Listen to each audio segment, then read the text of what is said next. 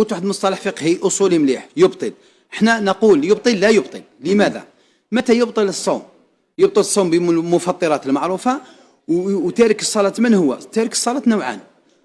كاين النوع الأول ربي عافينا اللي يقول أنا لا أعترف بوجوب الصلاة ولا تجب الصلاة، هذا يولي خرج من الإسلام باتفاق جميع الفقهاء. نعم. وإن شاء الله عندنا الجزائر ما عندناش هذا الصنف. الحمد لله. عندنا الصنف الكسول المتهاون، الشباب ولا البنات ولا كثير منهن، ربي يهدينا جميعا. فمتساهل في الصلاة. نقول جهة الصوم منفكة عن جهة الصلاة، فيأثم لترك الصلاة ويؤجر على الصوم. لكن نعم. كاين تأثير ترك الصلاة في أجر الصيام، هل يكون كبيرا أو قليلا؟ نعم. ما هو الدليل؟ قال رسول الله صلى الله عليه وسلم: من لم يدع قول الزور والعمل به فليس لله حاجة في أن يدع طعامه وشرابه. وقال: رب صائم ليس له من صومه إلا الجوع والعطش. العلماء قالوا: وشكون هذا؟ نقل ابن حجر العسقلاني، ذكر عسقلان وفلسطين ربي ينصر المسلمين. آمين. قال: اتفق السلف على أن الصوم إنما يكون لمن صام عن الحرام والممنوعات قبل الصيام عن الطعام والمفطرات.